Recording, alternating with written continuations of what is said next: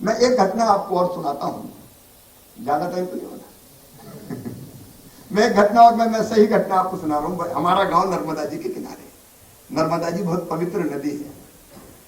तो जब बरसात में बाढ़ आती थी तो नर्मदा जी में जब बाढ़ आती थी गांव में, जब तक घर में पानी ना घुस जाए तो बहुत आनंद आता था। तो बाढ़ के दृश्य देखते थे। एक दिन शाम के समय बाढ़ के दृश्य हम देख रहे थे। पानी किनारे से ऊपर आने वाला था, थोड़ा सा किनारा बचा था, अंधेरा होने वाला था। अचानक एक बेटी का पैर फिसला और वो नदी में बहने लगी, उफनती हुई नदी। चिल्लाए सब बचाओ बचाओ, लेकिन किसी की हिम्मत नहीं हुई कि दौड़ के बच्ची को बचा के। लेकिन हमने देखा एक आदमी दूर से दौड़ के आया, कूदा और 1.5 किलोमीटर दूर तक डूबते डूबते भी उस बच्ची को जैसे तैसे ठेल के किनारे ले आया और बचा लिया। अब लोग उस दिशा में दौड़े जहां बच्ची को किनारे पर लगाया, और जिज्ञासा थी सबकी ये जानने की कि आदमी कौन है जिसने अपनी जान पे खेल कर बच्ची को बचाया। जब उस आदमी को देखा तो लोग आश्चर्यचकित रह गए, क्योंकि वो व्यक्ति उस इलाके का प्रसिद्ध चोर था जो चोरी करता था। और उस जमाने में सेंध लगाते थे चोरी करने के लिए। मतलब आजकल तो कई सफोद पेश अलग तरीके के रास्ते अपनाते हैं, वहां तो उस जमाने में मेहनत करनी पड़ती थी। तो सेंधमारी करने आया था, मतलब दीवार खोद के कच्ची अंदर घुस के और फिर चीज निकाल के लाना। अच्छा, उसको जानते थे कई लोग, उसका नाम था गुलाब। हम लोग अपनी भाषा में गांव की कहते थे गुलबा, भड़िया भड़िया चोर को कहते हैं, थीफ जो रहता है। तो उसको देख के आश्चर्यचकित रह गए। उससे पूछा क्या भाई तुमने बच्ची कैसे बचाई? तो उसने कहा देखो बात तो सही ये है कि मैं आया था चोरी कहां करूंगा, ये घर देखने, लेकिन जब ये बच्ची नीचे गिरी और डूबने लगी और कोई नहीं कूदा तो मेरी आत्मा नहीं मानी और इस बच्ची को बचाने में कूद पड़ा। इसका मतलब हर एक व्यक्ति में ये चीज होती, एक अच्छा पहलू जो लोगों के लिए, लोगों की भलाई में आनंद पाता है। और इसी भाव से भर के मध्य प्रदेश ने एक डिपार्टमेंट ऑफ हैप्पीनेस बनाया, आनंद विभाग। उसकी कई तरह की गतिविधियां हमारी, जितनी जरूरत से ज्यादा हो तो रख जाओ और जिसको जरूरत हो वो ले जाए। हमने उसका नाम दिया अलग अलग आनंद उत्सव। हम अलग करते हैं वो, उस पर मैं नहीं जाऊंगा, समय ज्यादा होगा।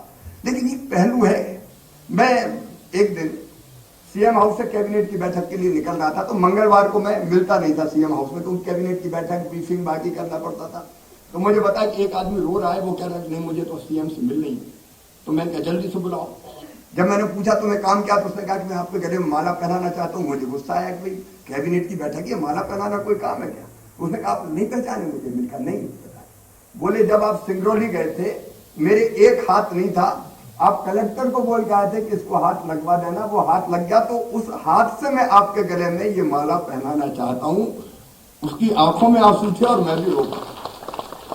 अभी आत्मा का सुख है हमारे काम से किसी दूसरे को आनंदित करना। और इसलिए मैं जो कहना चाह रहा हूं, जो भारत का सोच है, शरीर मन बुद्धि आत्मा चारों का समुच्चय है मनुष्य, और उसको सुखी अगर करना है तो इन चारों को सुखी कर, चारों पक्षों का ध्यान रखना पड़ेगा। जब मैं ये बात करता हूं शरीर मन बुद्धि और आत्मा, तो ये मैं केवल व्यक्ति के लिए नहीं करता। भारत में कहा कि हम केवल मैं नहीं हूं, हम भी हैं, समाज भी है।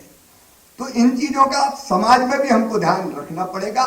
समाज के भी शरीर मन बुद्धि आत्मा होते हैं। देश में जो लोग रहते हैं और जमीन के टुकड़े जिस पर रहते हैं वो शरीर का समाज है। रहने की सामूहिक शक्ति उसका मन है, और जो संविधान हमने बनाया है वो उसकी बुद्धि है, और सबका सुख ही उसकी आत्मा है। तो ये राष्ट्र जीवन के उसमें भी होता है। और इसलिए देश के जीवन में भी, राष्ट्र जीवन में भी हमको समाज को सुखी करने के लिए अर्थ भी चाहिए, काम भी चाहिए। अब जब काम प्रसाद की बात करें कोई समाज के या राष्ट्र के, तो जब किसी दूसरे देश से युद्ध होता है तो देश कैसे एकजुट होकर खड़ा हो जाता है।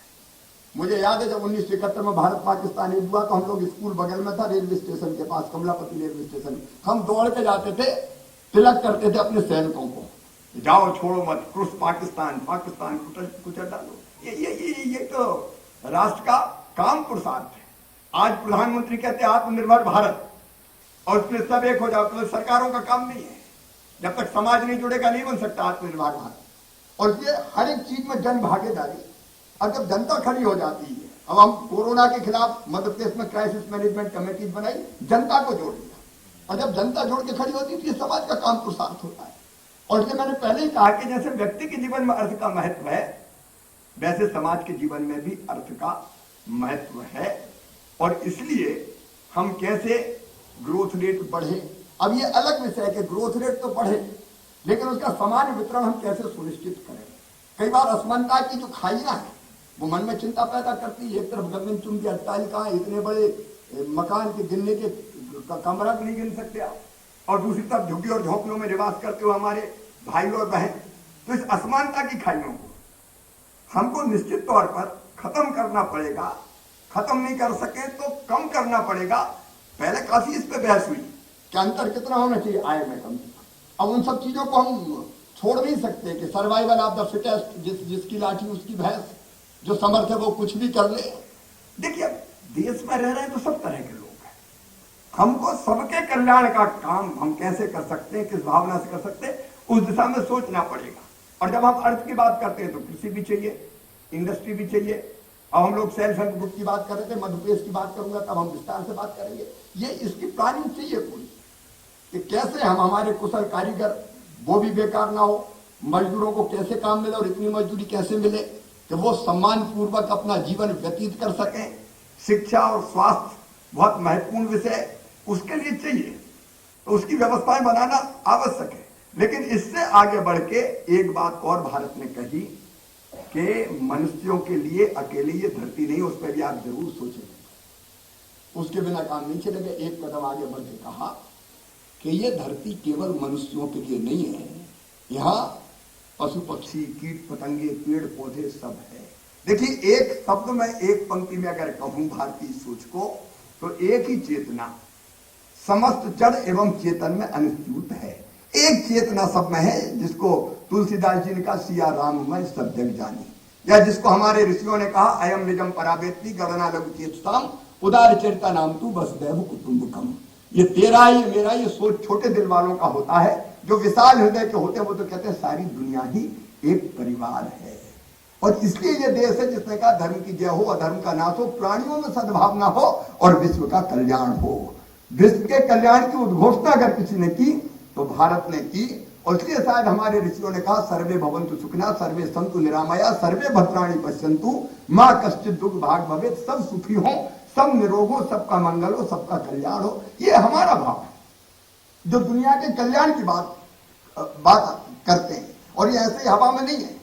देखिए आज हमने मतलब दुनिया की मैं बात कर रहा हूं, हमने अनदेखी की पेड़ पौधों की, पशु पक्षी कीट पतंगे, संतुलन बिगड़ा। अब कई लोग ये कह रहे हैं कि कोविड जैसी महामारी का कारण भी असंतुलन है।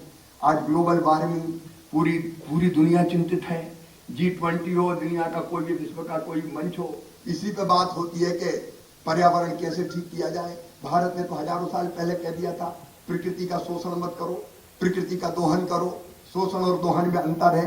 आम के पेड़ में अगर आम के फल लग जाए, फल तोड़ लो तो ये दोहन है, कुल्हाड़ी से पेड़ ही काट दो तो ये शोषण है। अब धरती के पेड़ फाड़ के हम खनिज निकाल रहे हैं, हम दुनिया भर की पानी निकाल रहे हैं, अब असंतुलन पैदा हो गया। और ग्लोबल वार्मिंग के खतरों को हम जान रहे हैं।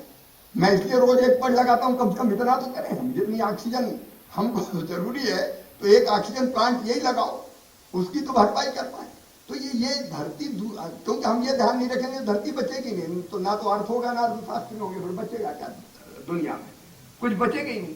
और इसलिए प्रकृति और पर्यावरण की चिंता भी करना चाहिए। इसलिए हमने नदियों को पूजा, गंगा सिंधु कावेरी यमुना का सरस्वती, काय के लिए? इसलिए कि इनके बिना काम नहीं चलता। हिमालय हमारे लिए देवतात्मा है, सूर्य की हमने आराधना की, अब ये काय के लिए? क्योंकि जो हमें देता है वो देवता है। सूरज नहीं रहे तो क्या बचेगा बताए, दुनिया नहीं बचेगी। और इसलिए हमने ये भारत ने ये कहा कि इनकी भी चिंता करो। और इसलिए जब मैं समग्र सोच की बात करता हूं तो अर्थशास्त्री मित्रों से ये कहना चाहता हूं कि हम सीमित दायरे में ना सोचें। हम केवल दुनिया के फलाने देश में ये हो गया इसलिए उस रास्ते पर चलो, ये ना सोचें। ये जो भारतीय विचार है, मैं दावे के साथ कहता हूं कि भौतिकता की अग्नि में दग्ध विश्व मानवता को शाश्वत शांति के पथ का दिग्दर्शन कराएगा, तो यही भारत कराएगा। आज नहीं तो कल जमाना इस रास्ते पर आएगा। और विचार कर रहे हैं। अब पर्यावरण जैसे विषय पर पूरी दुनिया चिंतित है, परेशान है, और इसलिए हमारे चिंतन में अर्थ के साथ साथ हम अर्थव्यवस्था की दिशा ऐसी हो कि हम पर्यावरण भी बचा पाए, हम प्रकृति भी बचा पाए, हम इस धरती को ग्लोबल वार्मिंग जैसे खतरों से बचा पाए। क्योंकि अब दुनिया कह रही है कि 2050 तक 2 डिग्री सेंटीग्रेड तापमान धरती की सतह का बढ़ जाएगा, ग्लेशियर पिघलेंगे और समुद्र का जल स्तर बढ़ेगा, तो कई तरह के संकट फिर आएंगे। और इसलिए हम एक समग्र विचार, भारतीय विचार, उस नाते हम विचार करते हुए हम अपनी अर्थ नीति की दिशा को तय करें और उसी के प्रकाश में हम सारे समाधान खोजें, जिससे एक परिपूर्ण मानव, एक सुखी मानव इस धरती पर हम और सुखी समाज इस धरती पर हम देख पाए। आप सब पधारे। मैं एक बार फिर आप सबका यहाँ हृदय से स्वागत करता हूँ, अभिनंदन करता हूँ। कोई कमी रह गई हो